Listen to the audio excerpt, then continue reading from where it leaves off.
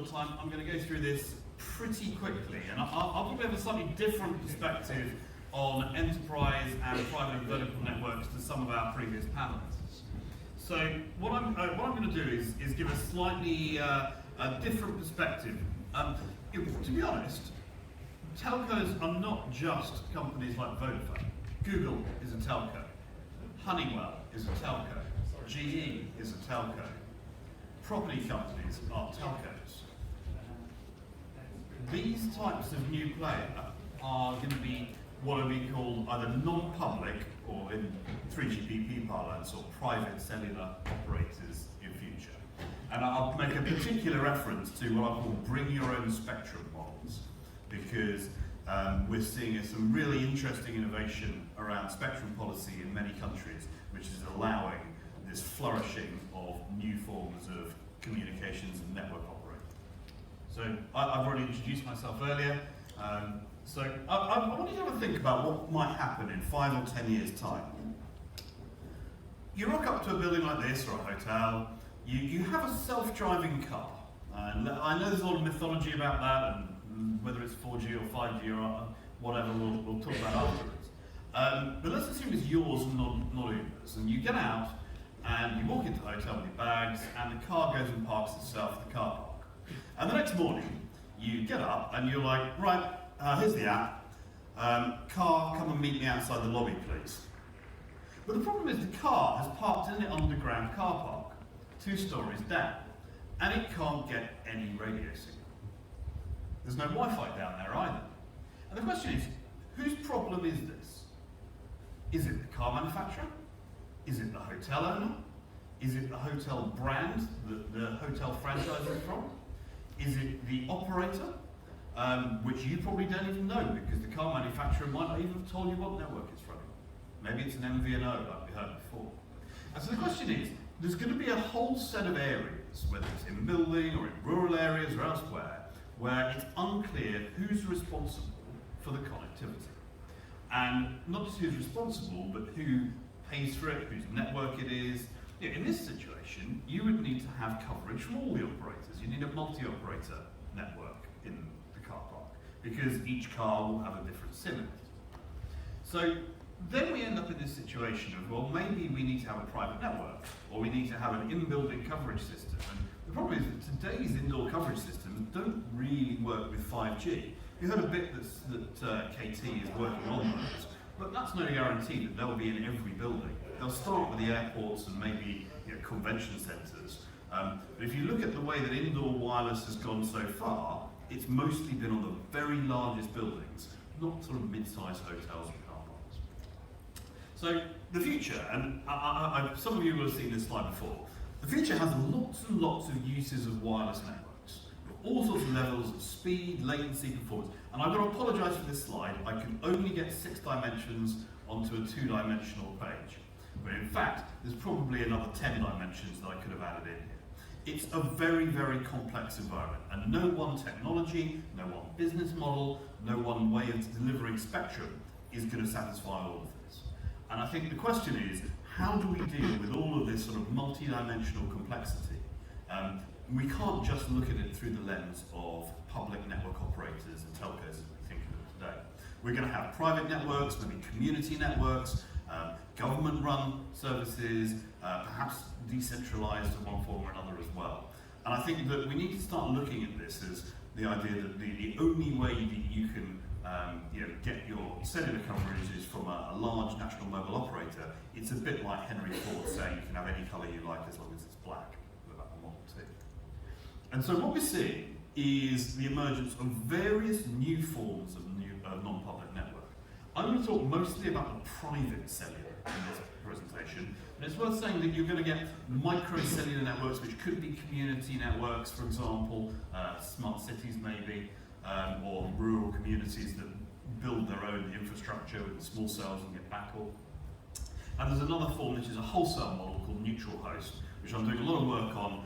Come and talk to me in the break or over lunch if that's of interest to you, but it's not something I can cover here.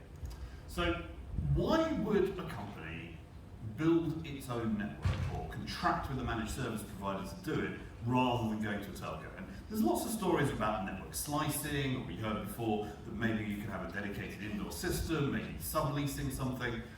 There's lots of ways of doing it, but there's a lot of different reasons. And I don't have time to go through all of them, but you can nail them down. Firstly, into coverage is I want to have a cellular network in a place where the existing operators can't economically put it. Maybe it's a hilltop. Maybe I run a wind farm on an offshore wind farm, never mind on a hilltop.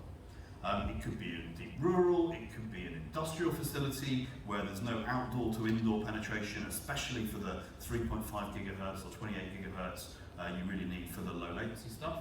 It could be along road and rail. As we know in this country, coverage is patchy at best, and various other options here. Classically, private networks have actually been deployed by the military.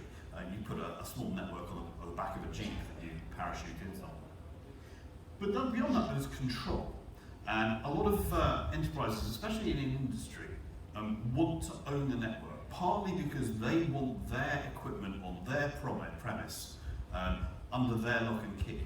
If you are the managing director of a manufacturing plant that has machinery that can kill you, you don't want to leave ownership and operation of the network to someone else or have it off-premise unless their legal team is willing to take the liability and their CEO is willing to go to jail for contravention of the health and safety regulations for that industry. Because that's what you face in some sectors, is you are in charge and have to take responsibility for all of the safety operations of that plant or utility company or whatever it is. There's a lot of other interesting angles here. So if you run a utility company, your investment cycles might be 20 or 30 years long. You don't want to be upgrading to 6G, then 7G, then 8G. You want to have something and then have it run for 30 years. And it's not obvious to me that the existing operators will support that. It could be about pricing, and then basically it's cheaper, particularly for things like replacing legacy two-way radio, for example. Some of the factory 4.0 ideas are really interesting around making reconfigurable factories. Replacing fibre. One of the interesting ones I heard was in a hospital, where if you can use wireless connection, whether it's 5G or 4G or Wi-Fi, you don't have to disinfect so many wires. That's completely not what the telecoms industry has in mind when it thinks about as a use case of 5G, but it might come down to cleaning bills and MRSA. Four-letter acronym from the medical industry rather than the telecoms industry. And lastly, there may well be some revenue upsides for companies that roll out their own networks. I spoke to a hotel owner in Vegas who wants to have their own network and wants to charge AT&T and Verizon to rope onto his network. He also wants to cut localized MVNO deals with Instagram and content companies, which rather blew my mind as it's something I hadn't even thought of. So there's lots of reasons why companies might want their own private cellular network. And it may well be that, for example, there's stuff they can't do with Wi-Fi. I'll talk about Wi-Fi at the end if I have time. So there's lots of different scales as well. People often think of a factory as the sort of quantum of a private network. But actually you'll see everything from individual office buildings, sort of 50-metre radius, right up to an entire electricity grid, which may even have better coverage than a typical national mobile network. I spoke to one last Friday in the southern US that runs an LTE network at 900 megahertz across 6 southern US states.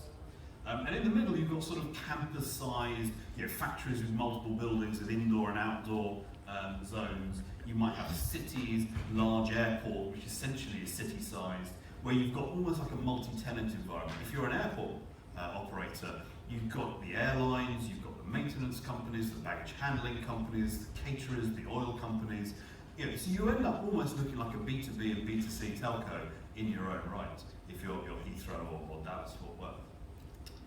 And so what's enabling this, I'm going through this very quickly now because of time, is firstly this transition from 4G to 5G. Ironically, we'll probably see more private 4G first and 5G later, but they're coming at the same time. It's the same era of cloud-native based core networks, cheaper elements, open source, that go along with that transition.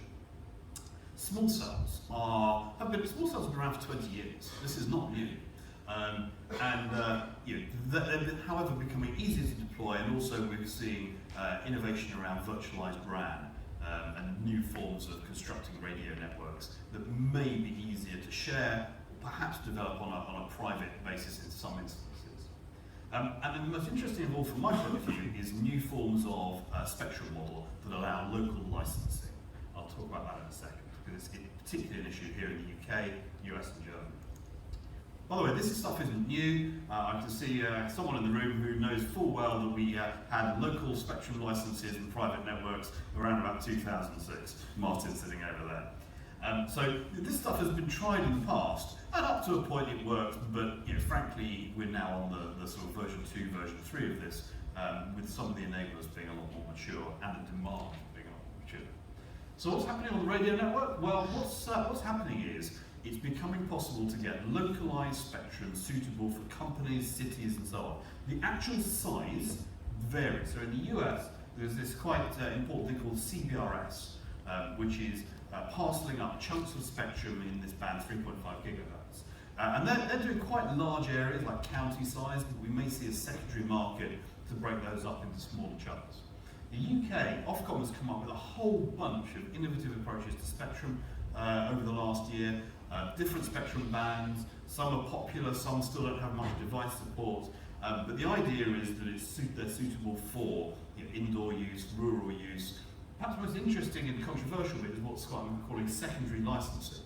You potentially can get access to the existing MNO bands if it's in an area where they haven't built out networks and don't plan to.